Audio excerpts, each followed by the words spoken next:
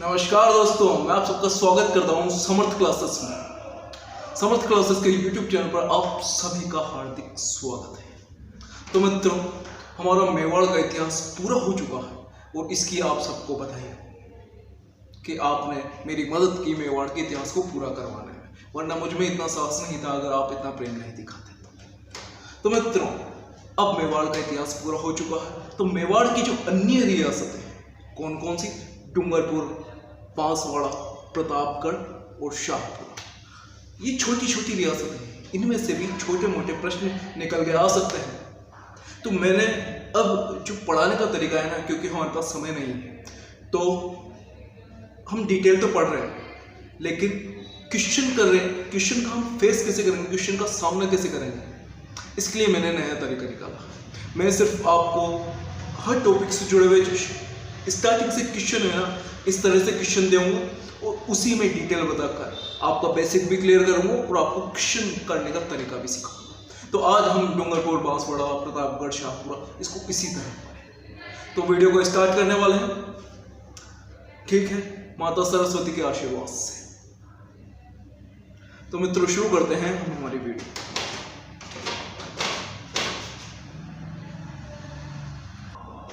हाँ, तो मित्रों शुरू करते हैं हम हमारी सीरीज MCQ की तरह।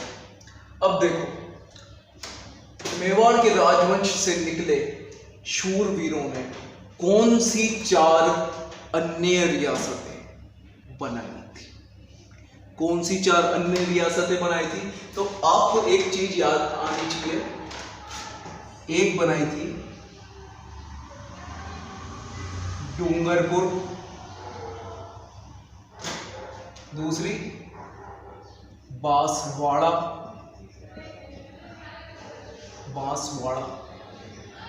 तीसरी थी प्रतापगढ़। ये सब नाम आपने सुन रखे हैं, प्रतापगढ़। और चौथी थी शाहपुरा। शाहपुरा और प्रतापगढ़ को तो किसने, शाहजहां ने अलग करवाया था जगत सिंह प्रथम से नाराज होकर। क्यों? क्योंकि जगत सिंह प्रथम ने चित्तौड़ के किले की मरम्मत करवाई, बल्कि मुगल संधि जो हुई थी, मुगल संधि के अनुसार मुगल और मेवाड़ की जो संधि हुई थी अमर सिंह जी के साथ, तो उसमें ये शर्त रखी गई थी कि चित्तौड़ के किले की मरम्मत नहीं करवाएंगे, लेकिन करवाई। तो उसने ऐसे तो कुछ नहीं किया, लेकिन पीछे से उसने काम किया और प्रतापगढ़ और शाहपुरा मेवाड़ से अलग करवा दिया था। तो आपको याद होगा इन दोनों के बारे में, तो आपको नाम याद हो गए होंगे, कौन से, प्रतापगढ़ और शाहपुरा। अब बात है डूंगरपुर और बांसवाड़ा की। तो डूंगरपुर और बांसवाड़ा कैसे बसे, तो आइए देखते हैं। आपको याद होगा गुहिल शासक सामंत सिंह, मैं थोड़ा याद दिलाता हूं, पृथ्वीराज चौहान के मित्र, पृथ्वीराज चौहान वही पृथ्वीराज चौहान जो मोहम्मद घोरी से तराइन का प्रथम और द्वितीय युद्ध लड़े थे। उन्हीं पृथ्वीराज चौहान के मित्र थे सामंत सिंह, जो तराइन के युद्ध में लड़ते हुए वीर गति को प्राप्त हुए। पृथ्वीराज चौहान की बहन कौन थी? पृथा या पृथ्वीबाई। इनसे सामंत सिंह का विवाह हुआ था। तो पृथ्वीराज चौहान के ये जीजाजी भी थे भैया, ठीक है ना। तो क्या हुआ था उस समय, आपको याद हो तो, नाड़ौल का शासक था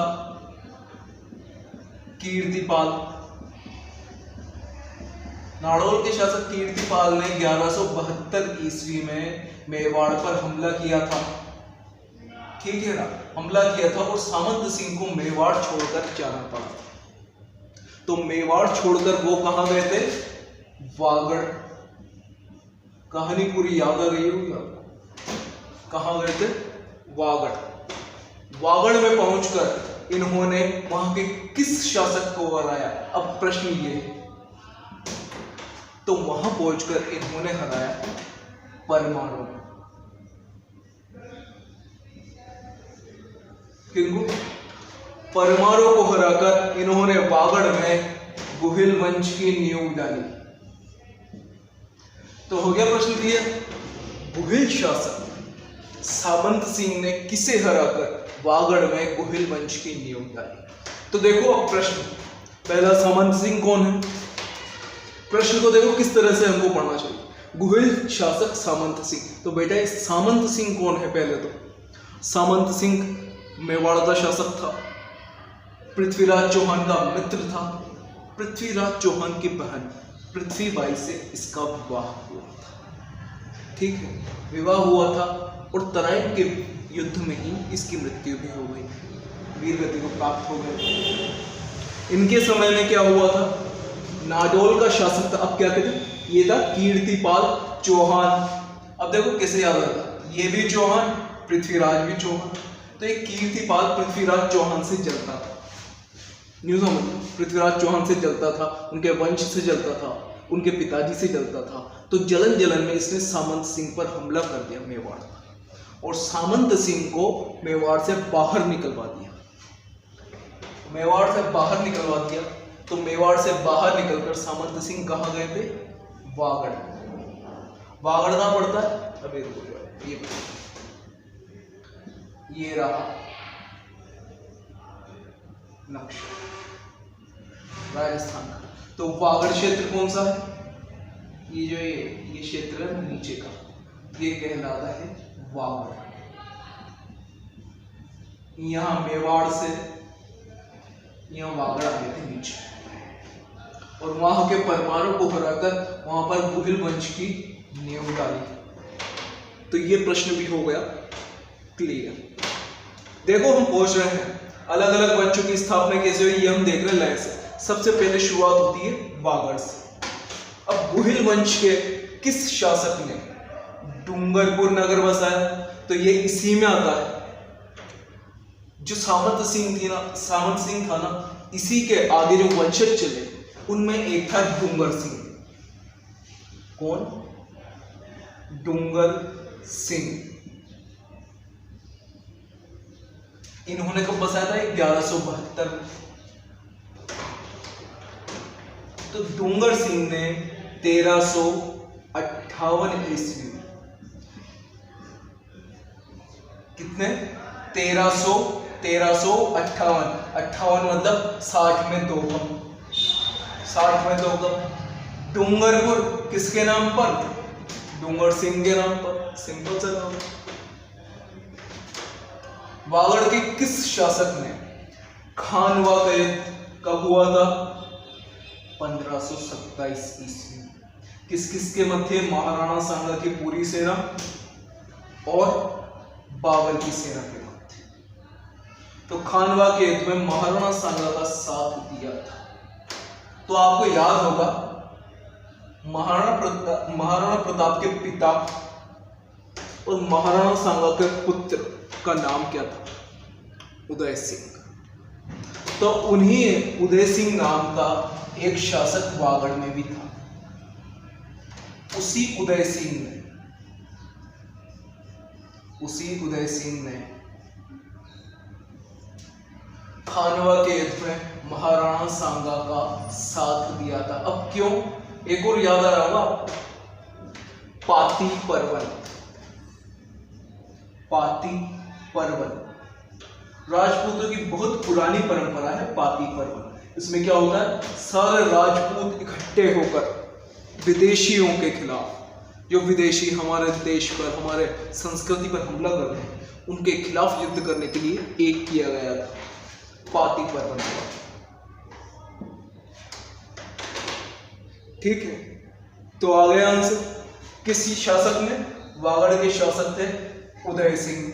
ये खुद को, एक और बात, वागड़ के जो शासक थे ना, खुद के आगे लगाते थे महारावल।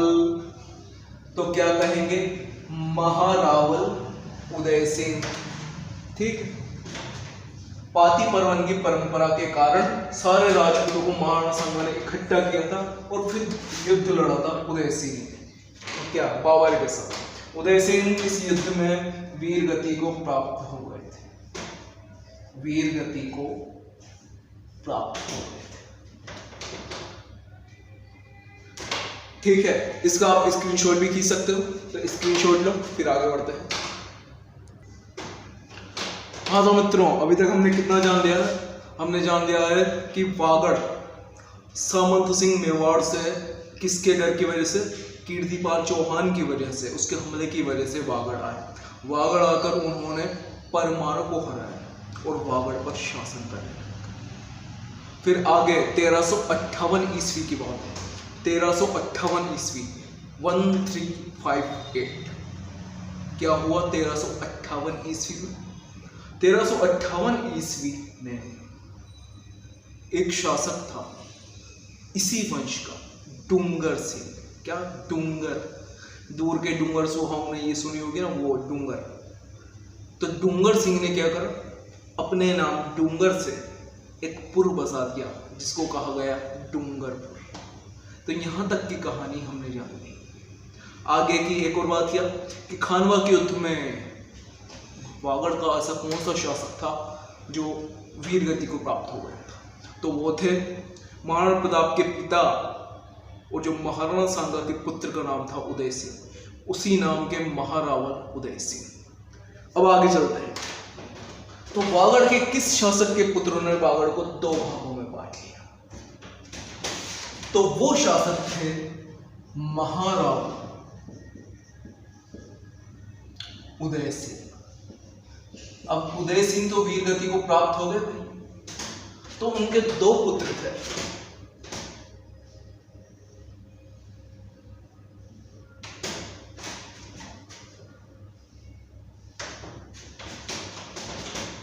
पृथ्वीराज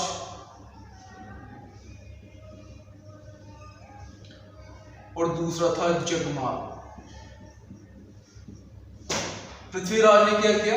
पृथ्वीराज ने डूंगरपुर पर शासन किया।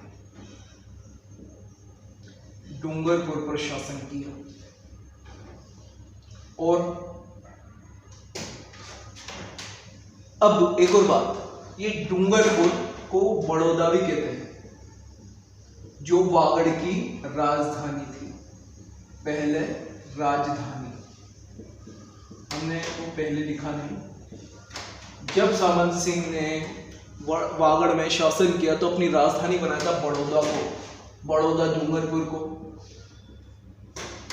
तो उस राजधानी पर शासन किसने किया उदय सिंह के बाद? पृथ्वीराज ने।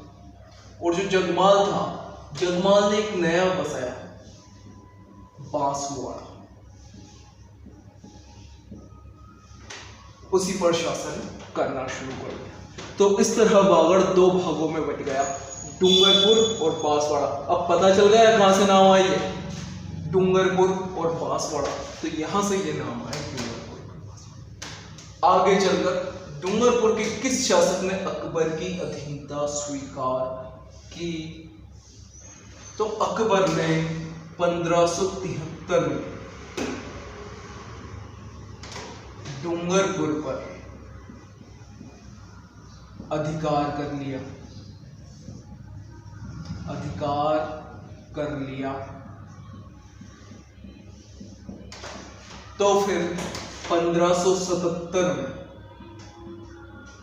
ईस्वी में, कितने साल बाद? 4 साल बाद, आस्करण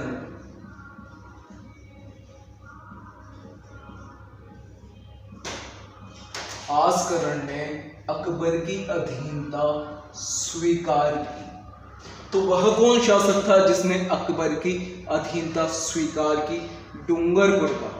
तो डूंगरपुर के वे शासक थे आस्करण।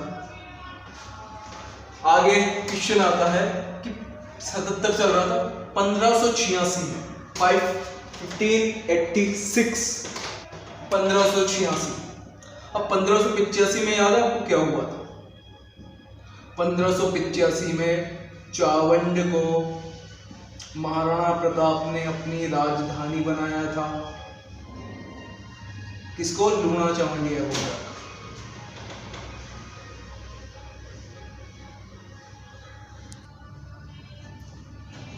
लूणा चावंडिया को हराकर चावंड को अपनी राजधानी बनवाया था महाराणा प्रताप। तो इसी के 1 साल बाद 1586 में, 1577 में तो अधीनता स्वीकार कर ली थी, तो ये टेंशन फ्री हो गए। तो इन्होंने 1586 में नौलखा बावड़ी का निर्माण करवाया। तो 1585 में चावंड को अपनी राजधानी बनाया था महाराणा प्रताप ने। किसको? लूणा चावंडिया को हराकर, लूणा चावंडिया को हराकर। अब इन्होंने तो 1577 में अकबर की अधीनता स्वीकार कर ली, तो इनकी कोई टेंशन नहीं थी, फ्री होकर ये अपना काम कर रहे थे। तो आसकरण की एक पत्नी थी, आसकरण की पत्नी महारानी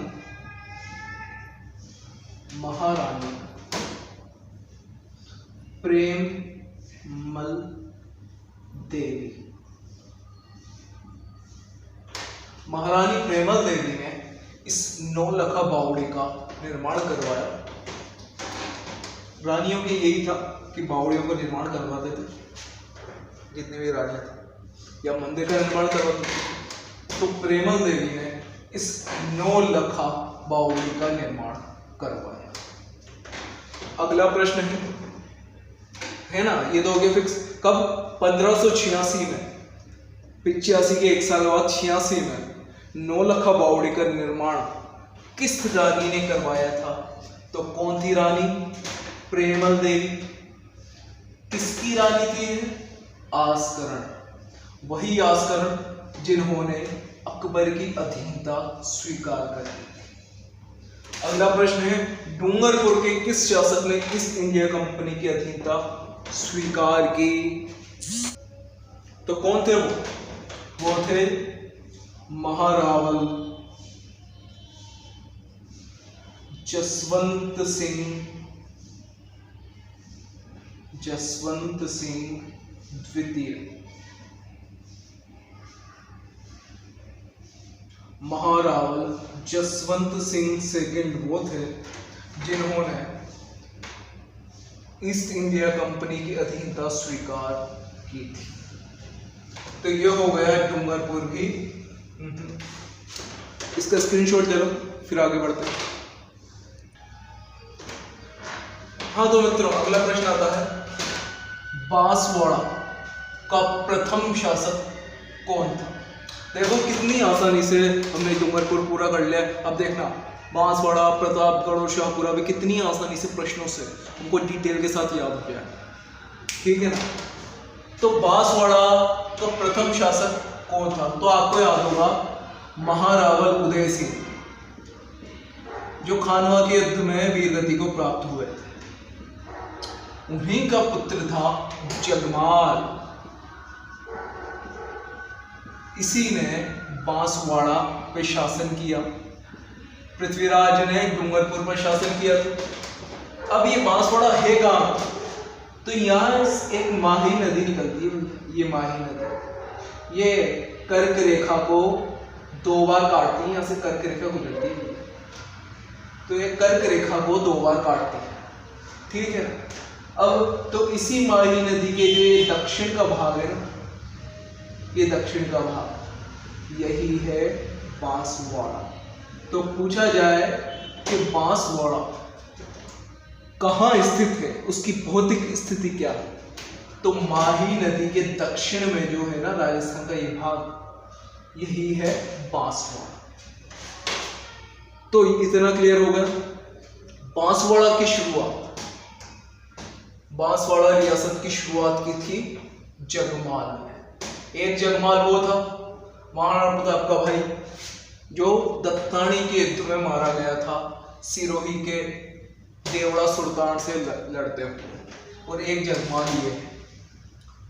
जगमाल ने बांसवाड़ा में किस किस स्थापत्य का निर्माण करवाया? तो किस किस स्थापत्य का निर्माण करवाया देखते हैं। भीलेश्वर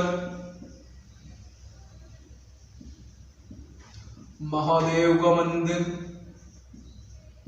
महादेव का मंदिर। दूसरा क्या है? फूलों का महल, फूल महल। एक मंदिर हो गया, मंदिर कौन सा बनवाया? भीलेश्वर, भीलों के महादेव का मंदिर, भीलों के ईश्वर महादेव का मंदिर। दूसरा बनवाया फूलों का महल, महल कौन सा? फूलों का। और तीसरा अब क्या बचा? तालाब। तो किसका? बाई, बाई का तालाब।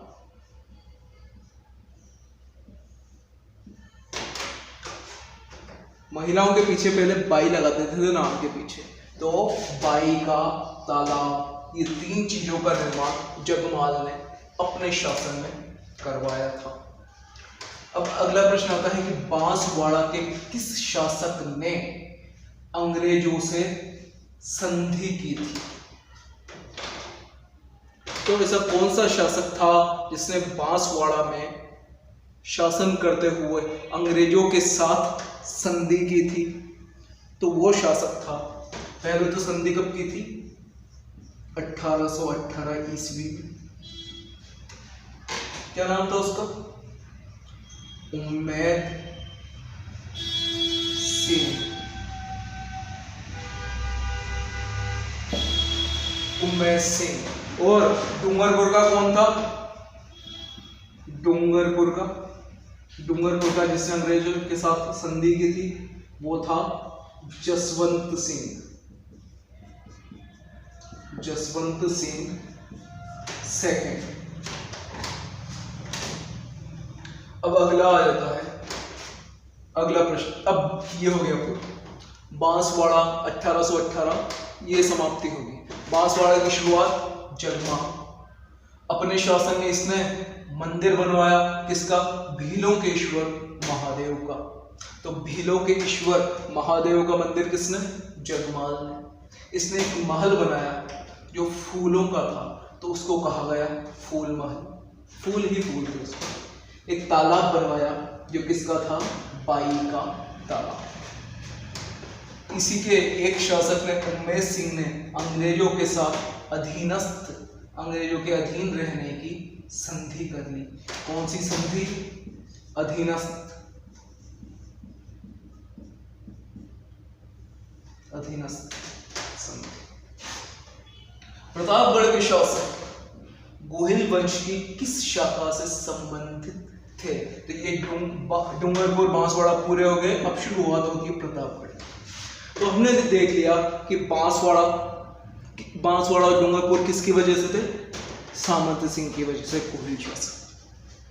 तो अब ये प्रतापगढ़ के जो कौन से शासक थे, ये प्रतापगढ़ की शुरुआत किसने की?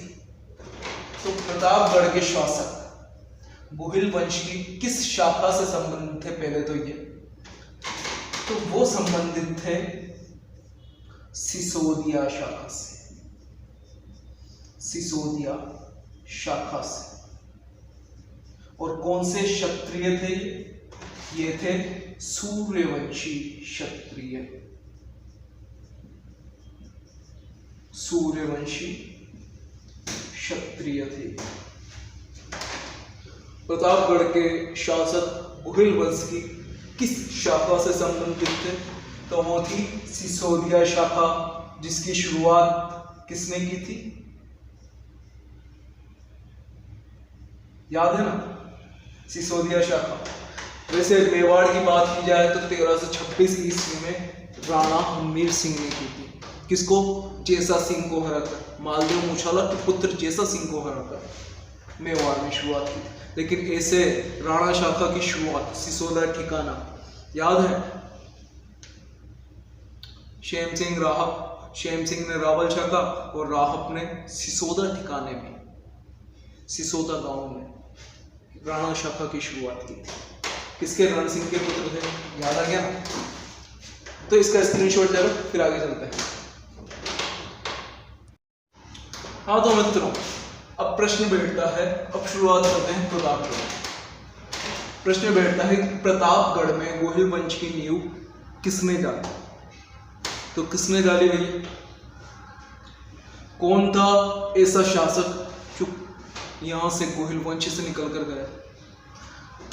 तो महाराणा कुंभा को कौन नहीं जानता? महाराणा कुंभा। महाराणा कुंभा का एक भाई था क्षेमकर्ण। क्षेमकर्ण या क्षेम सिंह, ये इनसे नाराज होकर चित्तौड़ छोड़कर चला गया।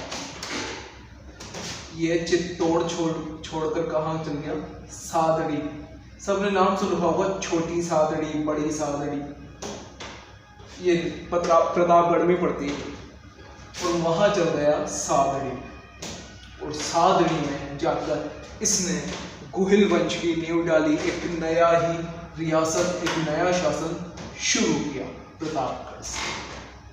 तो यही है। कौन था वो शासक? तो वो शासक था क्षेमकर्ण या क्षेम सिंह कह सकते हैं। किसका भाई? महाराणा कुंभा का। कब गया था ये? 1437 ईस्वी, जिस समय सारंगपुर का युद्ध हुआ था ना, उसी के समय की बात है। प्रतापगढ़ में देवलिया देवगढ़ किसने बसाया? अगर प्रश्न आए देवलिया देवगढ़ किसने बसाया, तो बात है 1508 की। 1508 ईस्वी में महारावत, एक बात नोटिस की, जब मैं डूंगरपुर बांसवाड़ा की बात कर रहा था तो वहां पर महारावल लगाया जाता था, और यहाँ पर महारावत, रावत जी याद है? महारावत, महारावत सूरजमल, महारावत सूरजमल थे जिन्होंने 1508 में देवलिया देवगढ़ को बसाया था। इसी देवलिया देवगढ़ का ऐसा कौन सा शासक था जिसने 1533 ईस्वी में चित्तौड़ की रक्षा करते हुए अपने वीर गति को पाया? तो आपको याद होगा रानी कर्मावती, महाराणा सांगा की दूसरी रानी, जिनके पुत्र थे उदय सिंह, विक्रमादित्य, भोजराज। तो उन्हीं के समय में बहादुर शाह ने, गुजरात के बहादुर शाह ने हमला किया था चित्तौड़गढ़ पर। हुमायूं को राखी भेजी थी। सब कुछ बातें याद आनी चाहिए, और नहीं याद आ रही हो तो एक बार डिटेल में जाकर देख लेंगे। तो बहादुर शाह ने 1535 में जब हमला किया चित्तौड़ पर, तो देवलिया के रावत बाघ सिंह के नेतृत्व में, रावत बाघ सिंह के नेतृत्व में चित्तौड़ के सारे सैनिकों ने क्या किया था? केसरिया, और रानी कर्मावती ने जौहर। यह कौन सा साका था? चित्तौड़ का दूसरा साका। पहला साका था 1303 ईस्वी का रानी पद्मिनी का, दूसरा साका। कौन थे? देवलिया के रावत बाघ सिंह, आराम से नाम याद हो जाएगा, बाघ। किस शासक ने देवलिया को राजधानी बनाया? तो कौन थे?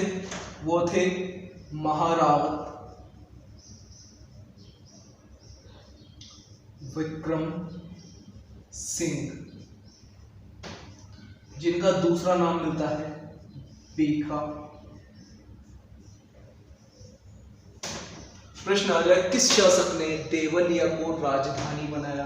तो वो थे महारावत विक्रम सिंह। ठीक है मित्रों, देखो किस तरह आसानी से आपके प्रश्न होते जा रहे हैं, आपके नोट्स भी तैयार हो रहे हैं और आपकी तैयारी भी फास्ट हो रही है। तो ऐसे ही प्रश्न करते जाइए और मजे के साथ आनंद लेते जाइए। तो इसका स्क्रीनशॉट ले लो, फिर अगले प्रश्न करते हैं। हाँ, ये तो लिखाना भूल ही गए। कब किया था ये? 1552 ईस्वी में। 1552 की बात है, जब महाराणा प्रताप कितने साल के हो गए होंगे? महाराणा प्रताप का जन्म हुआ था 1540 ईस्वी में, महाराणा प्रताप कितने 12 या 13 साल के हो गए होंगे, इस 12 साल के हो गए होंगे इस समय। तो उस समय महारावत विक्रम सिंह ने देवलिया को राजधानी बनाया था। हाँ, स्क्रीनशॉट ले लो इसका। अब अगला प्रश्न पूछा गया अगर आपसे कि देवलिया प्रतापगढ़ के किस शासक ने मुगल शाहजहां की अधीनता स्वीकार की, तो आप कुछ याद आ रहा होगा, जगत सिंह प्रथम। जगत सिंह प्रथम ने महारावत जसवंत सिंह वो उनके बेटे महासिंह या मानसिंह, महासिंह या मानसिंह की हत्या करवा दी थी गुप्त रूप से। तो इनका बेटा हरि सिंह किसकी शरण में चला गया, शाहजहां की शरण में। तो फिर आपको याद है कि शाहपुरा और प्रतापगढ़ की रियासत को शाहजहां ने मेवाड़ से अलग करवा दिया था। तो ये उसी समय की बात है, कब की, 1633 ईस्वी में शाहजहां की अधीनता स्वीकार की थी और प्रतापगढ़ का पुनः शासक बन गया था। प्रतापगढ़ का पुनः शासक बन गया था, पुनः शासक बन गया था, बन गया था। कौन, हरि सिंह। इसके बाद प्रश्न होता है प्रतापगढ़, अब आया ना असली नाम, प्रतापगढ़ कस्बे का किस शासक ने बताया। तो प्रताप नाम है तो प्रताप से प्रताप ही है, प्रताप सिंह। कौन से, महारावत प्रताप सिंह। महारावत प्रताप सिंह ने एक जगह थी डोडेरिया, डोडेरिया खेड़ा, एक ये इस नाम की एक जगह थी डोडेरिया खेड़ा, यही प्रताप यहीं पे देवलिया वगैरह। तो डोडेरिया खेड़ा पे इन्होंने एक कस्बा बनाया, प्रतापगढ़ कस्बा। किसने, महारावत प्रताप सिंह ने। ये बात है 1699 ईस्वी की। कब की बात है, 1699 ईस्वी की। प्रतापगढ़ कस्बा बसवा है। इसके बाद क्या किए,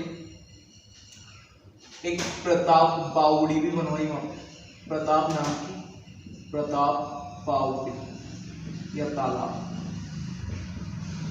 भी बनवाया वहां।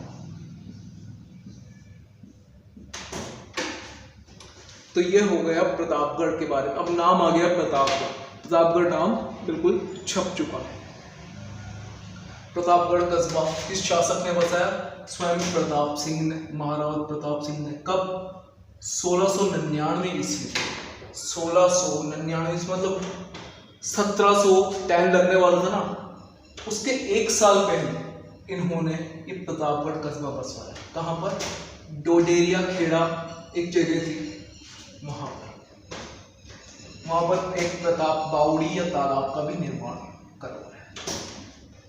इसमें आगे चले तो मुगल शासक शाह, मतलब एक बात बताऊं, जैसे ये प्रश्न पढ़ लिया ना तो बस इस प्रश्न पर रहो।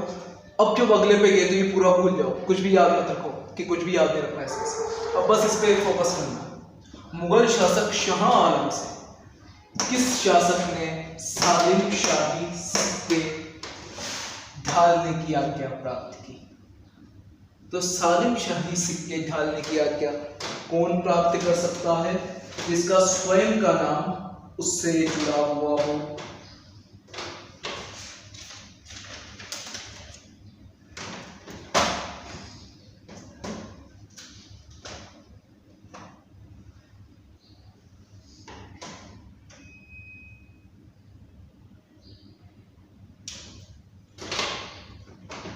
जिसका खुद का नाम इनसे जुड़ा हुआ हो। तो सालिम शाही सिक्के कौन जारी करेगा? स्वयं सालिम सिंह। कौन? महारावत सालिम सिंह। इसने शाह आलम से, एक बात तो ये बहुत बड़ी बात है कि किसका राज था? शाह आलम का। वो दिल्ली सल्तनत का बादशाह था, उसको मना कर कि उससे ये कह दी कि मैं अपने नाम के सिक्के ढलवाऊं। तो ये कोई छोटी मोटी बात नहीं है, बहुत बड़ी बात है कि अपने नाम के सिक्के ढलवाना, जबकि बादशाह वो था, ये उसके अंडर में आते थे, लेकिन फिर भी इतनी पावर रखते थे, खुद के नाम के सिक्के इन्होंने ढलवाए। इनकी पावर और बताओ। तो मल्हार राव होलकर ने ये तो काम हुआ 1756 में।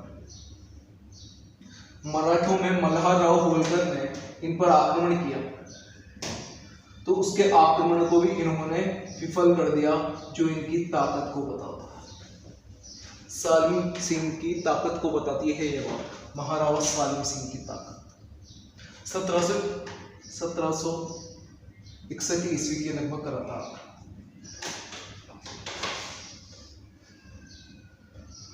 अब अगला प्रश्न आता है, ये हो गया ना सालिम शाही सिक्के, मतलब देखो किसी प्रश्न को पढ़ो क्या क्या समझ में आ रहा? मुगल शासक, हाँ, शाह आलम था, ठीक है। सालिम शाही सिक्के, तो सालिम शाह कौन था? सालिम कौन था? तो सालिम थे महारावत सालिम सिंह, प्रतापगढ़ के शासक, ठीक है, जिन्होंने मल्हार राव होलकर को भी विफल कर रखा था। शाह आलम के होते हुए उससे कह दी कि मैं तो अपने नाम के सिक्के ढलवाऊंगा, और ढलवा दिए। कब? 1756 ईस्वी। 56 ईस्वी तक पहुंच चुके हैं। अब प्रतापगढ़ के किस शासक ने अंग्रेजों से संधि की थी? तो इन्हीं का, सालिम सिंह का पुत्र था सामंत सिंह। इसी सामंत सिंह ने अंग्रेजों से संधि कर ली थी। किसने? इसी सामंत सिंह ने।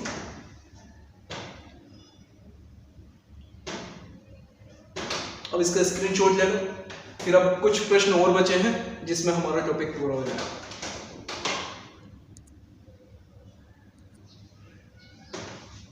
तो मित्रों समझते हैं अब वह कौन सा शासक था जिसने देवलिया और डूंगरपुर इन दोनों रियासतों पर एक साथ शासन किया और प्रतापगढ़ को भी अपनी राजधानी बनवाया।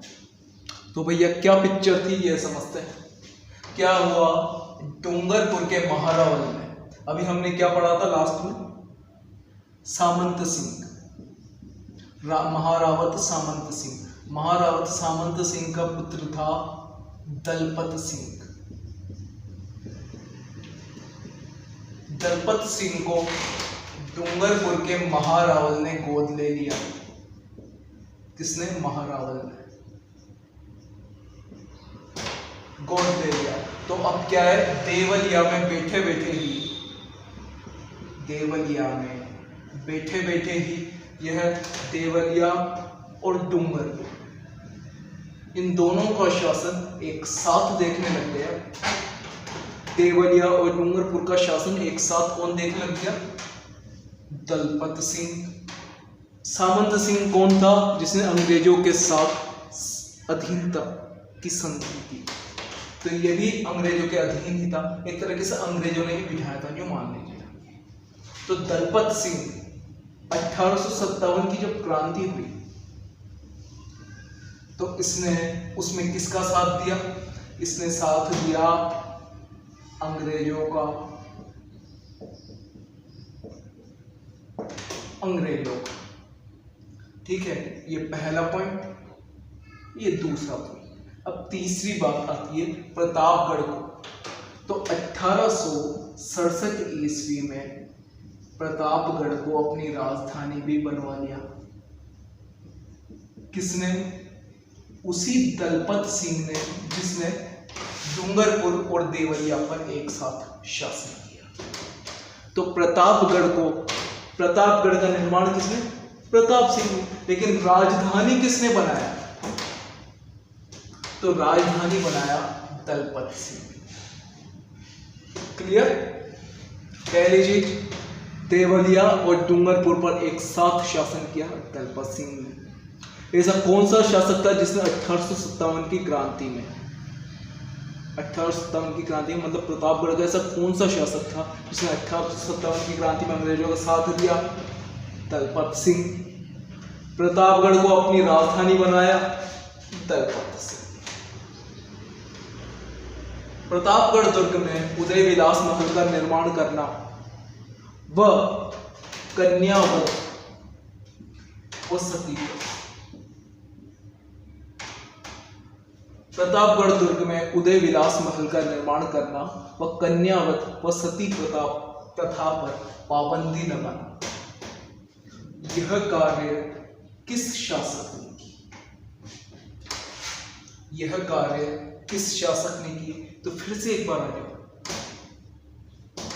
उदय विलास पकड़ लिया ना भैया। किसने? महारावत उदय सिंह। एक तो वहां थे उदय सिंह जो खानवा के युद्ध में शहीद हो गए थे, दूसरे उदय सिंह प्रतापगढ़ के। किसके? प्रतापगढ़ के। इन्होंने क्या किया? एक तो उदय विलास महल बनवाया, दूसरा कन्यावत व सती प्रथा। अब बात करें सती प्रथा की, तो क्या थी यह सती प्रथा? देखो मित्रों, सती प्रथा आप जब कल्चर पढ़ोगे ना, कल्चर पढ़ोगे, इंडिया हिस्ट्री पढ़ोगे, तो उसमें आपको बहुत बार मिलेगा कि जब किसी भी महिला का पति गुजर जाता था, मतलब किसी पत्नी का पति गुजर जाता था, तो उसके मन में दुख इतना भारी हो जाता था, उसकी भावनाएं इतनी तीव्र होती थी कि वह स्वयं अपनी इच्छा से जलती चिता में स्वयं बैठ जाती थी और अपने आप को उसी में भस्म कर देती थी। तो इसको कहते थे सती होना। सती होना ये शुरू कहाँ से हुआ? महादेव से। याद है, महादेव की प्रथम पत्नी मतलब माता पार्वती का पहले का जन्म सती के रूप में, दक्ष की पुत्री, प्रजापति दक्ष की पुत्री, तो वो स्वयं जलकर जैसे सती हुई थी। सती नाम तो था इसे उनका, जलकर सती हुई थी। तो सती किस बात का प्रतीक है? सती प्रतीक है अपने जो एक महिला का पतिव्रत धर्म होता है, उसकी जो भावनाएं होती है अपने धर्म के प्रति। तो जब किसी महिला के कोई बच्चा नहीं होता था, ये शर्त थी सती होने के पीछे, तो कोई महिला तभी सती हो सकती थी जब वो गर्भ से ना हो और उसके कोई पीछे बच्चा ना हो। जैसे हम बहुत से उदाहरण देखें तो महाराणा प्रताप, शिवाजी देख लो, उस समय तक तो मतलब अगर कहा जाए कि सती प्रथा इतने विस्तार रूप में थी, तो उनकी कौन सी पत्नी सती हुई? कोई नहीं। तो ये एक पत्नी की स्वयं की इच्छा होती थी कि वह होना चाहती है या नहीं। लेकिन क्या पता बाद में ये रूप इतना क्या है, जैसे कोई सती हो गई तो उसको उसके परिवार को पूजा जाता था, क्योंकि सती होना मतलब एक महिला अपने आप को जिंदा जला दे, उसके अंदर इतनी तीव्र भावना होना बिना किसी परेशानी के, तो ये एक उसको देवी के रूप में बना देता था उसके इस कर्म से। तो उसके जो खानदान है सबकी पूजा होती थी। तो शायद कुछ लोगों ने अपने परिवार की, अपने खानदान की पूजा करवाने के लिए शायद जबरदस्ती ये काम करवाना शुरू कर दिया, तो ये बहुत गलत बात थी। और उसको रोकने के लिए इन्होंने कन्यावत और सती प्रथा जैसी कुरीतियों को बंद किया, इस पर पाबंदी लगाई। अब ये कार्य किस शासक ने किया? इसी भैया महान उदय सिंह। कब किया?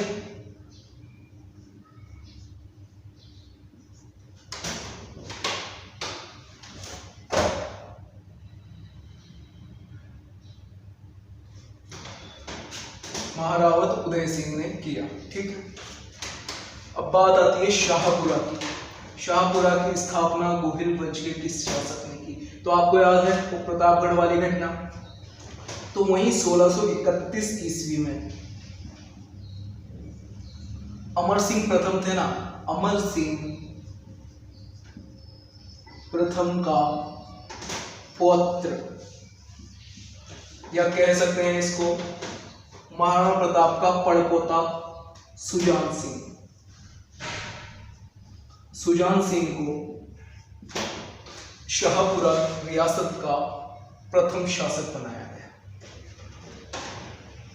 और यही बस ये एक छोटी सी रियासत थी, इसके बारे में इससे ज्यादा कुछ भी नहीं है। आगे जाकर इसने भी अंग्रेजों की अधीनता स्वीकार कर ली, बस यही प्रमुख है। तो क्वेश्चन शाहपुरा रियासत से आएगा तो यही आएगा।